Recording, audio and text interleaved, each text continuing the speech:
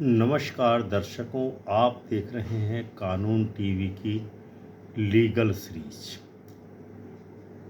आज एक नया जजमेंट लेकर आपके सामने आए हैं कि क्या कोई व्यक्ति, चाहे वो आरोपी हो या गवाह, अदालत या पुलिस के कहने पर अपनी आवाज़ का नमूना देने के लिए मजबूर किया जा सकता है। क्या ये संविधान के अनुच्छेद 20 ब्रैकेट में 3 यानी कि सेल्फ इंक्रीमेशन के आधार अधिकार का उल्लंघन नहीं है? इन्हीं सवालों का जवाब देने वाला एक बेहद अहम फैसला आया है माननीय सर्वोच्च न्यायालय से। राहुल अग्रवाल बनाम स्टेट ऑफ वेस्ट बंगाल 2025। आज कानून टीवी पर हम आपको बताएंगे कि आखिरकार यह फैसला क्यों क्रांतिकारी माना जा रहा है और इसका असर हर आपराधिक मुकदमे पर कैसे पड़ेगा। सबसे पहले इस मुकदमे की पृष्ठभूमि जान लेते हैं। इस केस की कहानी शुरू होती है एक 25 वर्षीय विवाहिता महिला की संदिग्ध मृत्यु से। 16 फरवरी 2021 को महिला की मौत होती है। उसके बाद दोनों परिवारों में एक दूसरे पर आरोपों की बौछार शुरू हो जाती है। पति और ससुराल पक्ष पर दहेज उत्पीड़न और प्रताड़ना के आरोप लगते हैं। वहीं मृतका के पिता और मां पर गहने और नकद पैसे के गबन का आरोप लगता है। इसी दौरान पति के एक कजिन भाई ने पुलिस में शिकायत दर्ज कराई। जांच के दौरान यह बात सामने आई कि मृतका के पिता के एजेंट के रूप में कार्य कर रहे दूसरे प्रतिवादी रेस्पोंडेंट नंबर 2 ने एक गवाह को धमकी दी थी जो इस जबरन वसूली के आरोप का साक्षी था। पुलिस को जांच आगे बढ़ाने के लिए उस एजेंट की वॉइस सैंपल की आवश्यकता थी।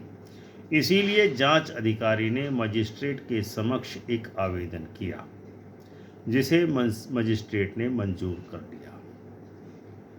मजिस्ट्रेट के द्वारा मंजूर कर लेने पर उस दूसरे प्रतिवादी ने इस आदेश को वेस्ट बंगाल हाई कोर्ट में चुनौती दी।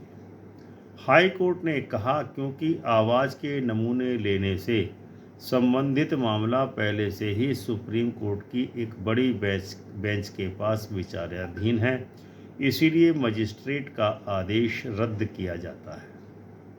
यहीं से मामला सुप्रीम कोर्ट तक पहुंचा, जहां अपीलार्थी राहुल अग्रवाल ने कहा कि हाई कोर्ट ने सुप्रीम कोर्ट के बाइंडिंग प्रेसिडेंट की अवहेलना की है, क्योंकि पहले ही रितेश सिन्हा बनाम उत्तर प्रदेश राज्य 2019 के केस में यह विषय स्पष्ट किया जा चुका है। सुप्रीम कोर्ट में सुनवाई हुई। बेंच में शामिल थे chief justice of India BR Gavai और जस्टिस के विनोद चंद्रन। सुप्रीम कोर्ट ने साफ कहा कि यह मामला केवल शैक्षणिक या अकादमिक प्रश्न था, क्योंकि इस पर पहले से सुप्रीम कोर्ट का स्पष्ट निर्णय मौजूद था। हाई कोर्ट को उस फैसले को मानना चाहिए था, न कि एक बंद हो चुके रेफरेंस का इंतजार करना चाहिए था। कानूनी मुद्दा, क्या आवाज़ का नमूना देना सेल्फ इंक्रीमेशन कहला सकता है? मुख्य कानूनी प्रश्न यही था कि क्या किसी व्यक्ति, एक्यूज्ड या विटनेस को वॉइस सैंपल देने का आदेश देना अनुच्छेद 20 (3) के तहत उसके स्वयं को दोषी ठहराने के विरुद्ध अधिकार का उल्लंघन है। आर्टिकल 20(3) कहता है कि किसी भी व्यक्ति को अपने ही विरुद्ध साक्ष्य देने के लिए बाध्य नहीं किया जाएगा। सुप्रीम कोर्ट ने अपने पुराने फैसले स्टेट ऑफ बॉम्बे वर्सेस काठी कालू ओघड़ 1961 AIR पेज 1808 को दोहराते हुए कहा, हस्ताक्षर, फिंगरप्रिंट या हैंडराइटिंग जैसे शारीरिक प्रमाण टेस्टिमोनियल कंपल्सन नहीं है, क्योंकि ये किसी व्यक्ति की अभिव्यक्ति या बयान नहीं बल्कि सिर्फ तुलना के लिए साक्ष्य हैं। रितेश सिन्हा बनाम स्टेट ऑफ यूपी 2019 का इस जजमेंट में बहुत ही महत्वपूर्ण पक्ष लिया गया। इस केस में कोर्ट ने कहा था कि भले ही सीआरपीसी में स्पष्ट प्रावधान न हो, लेकिन मजिस्ट्रेट को यह अधिकार है कि वह किसी व्यक्ति को जांच के हित में वॉइस सैंपल देने का आदेश दे सके। यानी कानून की अनुपस्थिति में भी न्यायिक अधिकार मौजूद है। और अब नए कानून भारतीय नागरिक सुरक्षा संहिता BNSS 2023 में सेक्शन 349 के तहत यह अधिकार स्पष्ट रूप से शामिल कर लिया गया है। सुप्रीम कोर्ट की अंतिम व्याख्या क्या आई वो अब हम आपको बताते हैं। सुप्रीम कोर्ट ने कहा कि अगर मामला CRPC के अंतर्गत भी आता है तो रितेश सिन्हा का फैसला लागू होगा। अगर BNSS 2023 लागू है तो सेक्शन 349 साफ तौर पर यह अधिकार देता है। किसी भी स्थिति में वॉइस सैंपल देना, आवाज़ का नमूना देना कोई आत्मदोष स्वीकार या सेल्फ इनक्रीमेशन नहीं है, क्योंकि ये केवल तुलना हेतु वैज्ञानिक साक्ष्य है। यह अपने आप में दोष साबित नहीं करता बल्कि केवल जांच को सशक्त बनाता है। अतः कोर्ट ने हाई कोर्ट का आदेश रद्द कर दिया और मजिस्ट्रेट के आदेश को बहाल किया। फैसले का संवैधानिक विश्लेषण क्या बनता है? यह फैसला दो अहम सिद्धांतों को मजबूत करता है। Number 1, judicial continuity. High court को सुप्रीम कोर्ट के पूर्व निर्णयों का पालन करना अनिवार्य है, चाहे कोई मामला बड़ी बेंच को संदर्भित हुआ हो या नहीं। Number 2, scientific investigation. आधुनिक तकनीक जैसे वॉइस सैंपलिंग अब न्यायिक प्रक्रिया का हिस्सा बन चुकी है। इससे न केवल अपराधियों को पकड़ना आसान होगा बल्कि निर्दोषों को बचाना भी संभव हो सकेगा। इस संबंध में कुछ मिथक हैं, कुछ वास्तविकताएं हैं। मिथक ये है कि वॉइस सैंपल देना आत्मदोष को स्वीकारना है।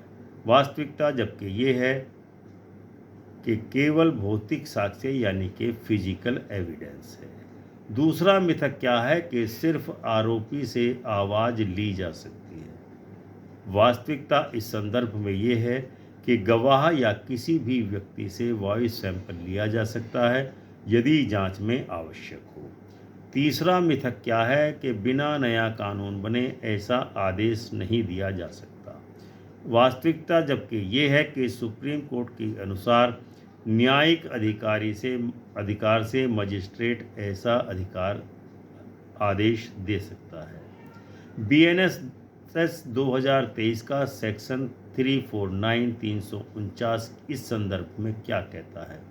यदि जांच के लिए आवश्यक हो तो मजिस्ट्रेट किसी व्यक्ति को, चाहे वह आरोपी हो या नहीं, उसकी आवाज़, हस्ताक्षर, फिंगरप्रिंट या DNA नमूना देने का आदेश दे सकता है।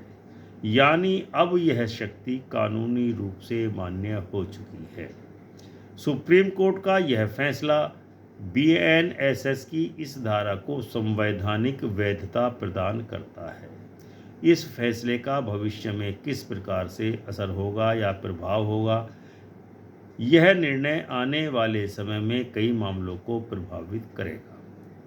साइबर क्राइम इन्वेस्टिगेशन में इसकी महत्वपूर्ण भूमिका होगी। एक्सटॉर्शन और थ्रेट कॉल्स के मामले में भी यह एक अहम गवाह सबूत पेश कर सकेगा। फेक वॉइस और AI जनरेटेड आवाज़ की पहचान हो सकेगी। करप्शन केसेज में फ़ोन रिकॉर्डिंग की वैधता पूरी तरह मान्य होगी। अतः पुलिस और अदालतें यह कह सकेंगे कि वॉइस सैंपल देना कानूनी दायित्व है, न कि विकल्प है। सुप्रीम कोर्ट का यह फैसला न केवल BNSS 2023 को मजबूत करता है, बल्कि यह भी तय करता है कि तकनीक और न्याय अब साथ साथ चलेंगे। सेल्फ इंक्रिमिनेशन का अधिकार अब वैज्ञानिक जांच को रोक नहीं पाएगा। यह निर्णय भारत के आपराधिक न्यायशास्त्र को 21वीं सदी की ज़रूरतों के अनुरूप ढालने की दिशा में एक बहुत बड़ा कदम है।